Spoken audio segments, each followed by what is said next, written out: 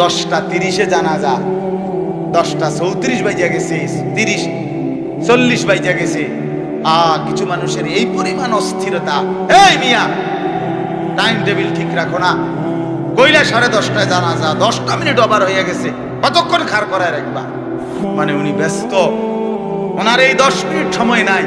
আল্লাহর কসম বন্ধু, এই মানুষটাও এরকম ব্যস্তই ছিল। যে মানুষটার জানাজা হচ্ছে এখন, যার লাশ এখানে শোয়ানো, এই লোকটাও এমন ব্যস্তই ছিল। তার হাতেও একদিন সময় ছিল না। আজ গোটা পৃথিবী সব আগার জায়গায়, এই বেচারা শুধু নিস্তব্ধ।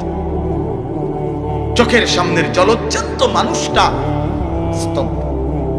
আর হাত নড়ে না, পাও নড়ে না, আর চোখ নড়ে না, জিহ্বা নড়ে।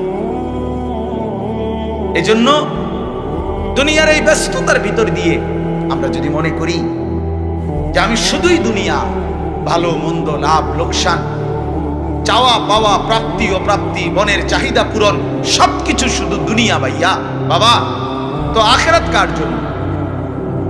কবর কার জন্য? তাইলে নবীজি সাল্লাল্লাহু আলাইহি সাল্লাম কাকে তাইলে আখিরাত বুঝাইতে চাইছেন? আল্লাহর কোরআন এমন কোন সূরা নাই, কোরআন শরীফের 114টি সূরা, 114টি সূরার এমন কোন সূরা নাই, এমন কোন রুকু নাই কোরআনে যেখানে আখিরাতের কথা, পরকালের কথা আলোচনা নাই। এই পরিমাণ আল্লাহ তাআলা আখিরাত, পরকাল, পুনরুত্থান, হাসরের মাঠ, এগুলো আল্লাহ তাআলা এতবার বলছেন, অস্বীকার করার, পাশ কাটার কোন সুযোগ নেই। কোরআন শরীফে আছে সূরা মুলকের মধ্যে, জাহান্নামী যখন চিৎকার করবে, জাহান্নামের ফেরেশতারা তখন বলবে, আলাম ইয়াতিকুম নাদির, এই নাফরমান, তোমারে কি কেউ কোনোদিন জাহান্নামের ভয় দেখায় নাই? ক্বালু বালা, সে বলবে হ্যাঁ, কাদ জাআনা নাদির, আমার কাছে বহু ভয় প্রদর্শনকারী বান্দা এসেছিল। কত ইমাম, কত খতিব, কত আলেম, কত ওয়াইজ, কত বক্তা, কত পীর, কত মাশায়েখ, কত আউলিয়া, কত বুজুর্গ চোখের পানি ফেলে ফেলে বারবার আমার এই জাহান্নামের কথা বলছিল, কিন্তু ফাকাদ্দাবনা, আমি মিথ্যা মনে করেছি। ওয়াকুলনা মা নাযালাল্লাহু মিন শাই, আমি আরো বলছি এগুলো আল্লাহ বলে নাই, তোমরা মোল্লারা, মুন্সিরা তোমরা বানায়া বলো। হ্যাঁ, অনেক বেত্তমিজ লোক আছে, ও হয়তো না, হুজুররা যত কয় এত না, না ওরা জানে, ওরা আগেও একবার ফিডা খাইয়া আইছে, ওরা একবার ঘুরে আইছে হাসরের মাঠ, ওটা জানে যত কয় এত না।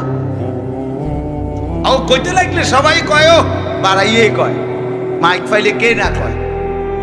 এই সমস্ত বিদ্রুপ আলেমদের কথাকে আপনি অবজ্ঞা করলেন।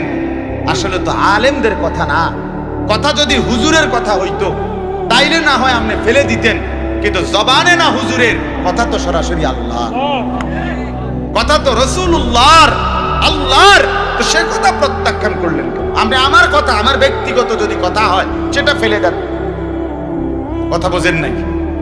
কিন্তু উলামায়ে কেরাম আপনাদেরকে নসিহতের মাধ্যমে নিজের ব্যক্তিগত হুজুরদের কথা বলে না, কথা বলেন না কেন? কার কথা বলে? আল্লাহর কথা বলে, রাসূলুল্লাহ সাল্লাল্লাহু আলাইহি সাল্লামের কথা বলে, তো সেটা বাদ দিলেন কেন? সেটা বাদ দিবেন। আমার ব্যক্তিগত কথা তো আপনাদের ধরতে বলি নাই, আমার ব্যক্তিগত কথা বলি, আপনারা দেখি গ্রহণ করেন কিনা বলেন। মনে করেন আমি কুমিল্লা ক্যান্টনমেন্ট থাকি, ময়নামতি সাহেবের বাজার, আমার মাদ্রাসা বাসা ওইখানে। তো আমি কুমিল্লা ক্যান্টনমেন্টে একটা বড় টাওয়ার আছে, গুমতি টাওয়ার। এই গুমতি টাওয়ারের নিচে আন্ডারগ্রাউন্ডে মুদি দোকান এবং তরি তরকারির দোকান। আমি প্রত্যেক দিন ওইখানে তরি তরকারি এবং মুদি যত মাল, এই যে পেঁয়াজ, রসুন, আদা, তেল এগুলো এবং মাছ তরকারি, এগুলো ওই গুমতি টাওয়ার থেকেই সবসময় কিনি। আপনারাও সবাই নিয়ত করেন, ইনশাআল্লাহ এখন থেকে সবাই কুমিল্লা ক্যান্টনমেন্ট গুমতি টাওয়ার থেকেই তরকারি এবং চাল, ডাল, তেল কিনবেন, বলেন ইনশাআল্লাহ। কথা বলেন না? তো তা আপনি কি বলবেন কি কি হুজুর আপনি পাগল হলেন নি? আমি কিনতাম আমার আমনের ক্যান্টারম্যান আমি কিনতাম যাবো আমাকে দেশে কি মাস্টার গাড়ির অভাব পড়ছে নি? ঠিক কিনা বলেন না কেন? এইটা না আমার ব্যক্তিগত কথা, কথাটা আমার বুঝছেন নি? এইটারে তো আপনারে মানতে কই নাই আমি তো বলি না আপনারে যে আপনি আমার লগে গিয়ে বাজার করেন। তাহলে আপনি যে বললেন হুজুর এরকম কয়, হুজুরের সব কথা ধরলে চলন যাইতো না বর্তমান জমানায়। আপনারা তো আমার একটা কথাও ধরতে বলি নাই, আপনাকে বলছি আল্লাহর কথা না ধরতে। আপনাকে তো বলেছি ভাইয়া রাসূলুল্লাহ সাল্লাল্লাহু আলাইহি ওয়াসাল্লামের কথা ধরতেন। আল্লাহর কথা ফিরায় দেয় কেমনে?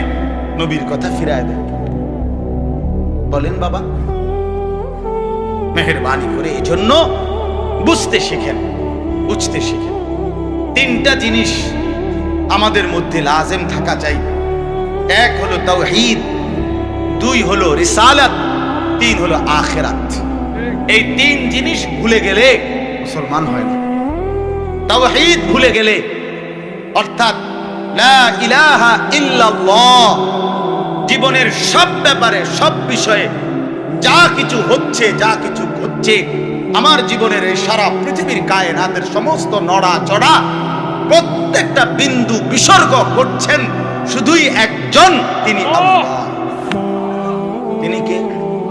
লা ইলাহা ইল্লাল্লাহ, আল্লাহ ছাড়া আর কোনো ইলাহ নাই, দেনেওয়ালা আর কেউ নাই, পালনেওয়ালা আর কেউ নাই।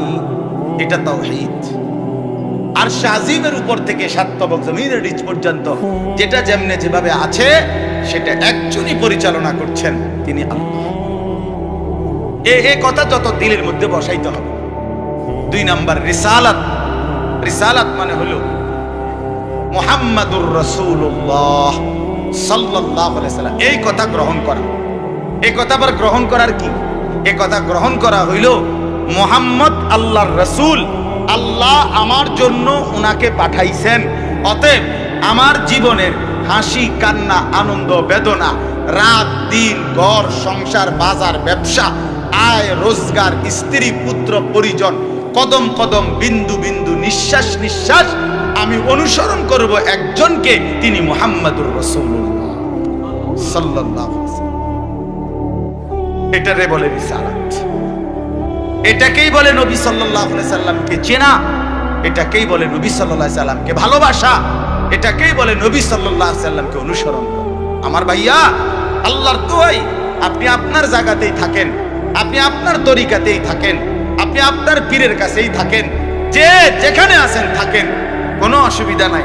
শুধু নিজেরে ধোঁকা দিয়েন না, ধোঁকা খাইয়েনও না, কাউরে ধোঁকা দিয়েনও না।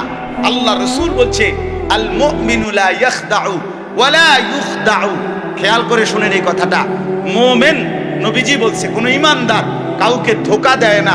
খোদার কসম নবী বলছে ইমানদার ধোঁকা খায়ও না। লা ইয়াখদাউ অর্থ সে ধোঁকা দেয় না, ওয়ালা ইউখদাউ অর্থ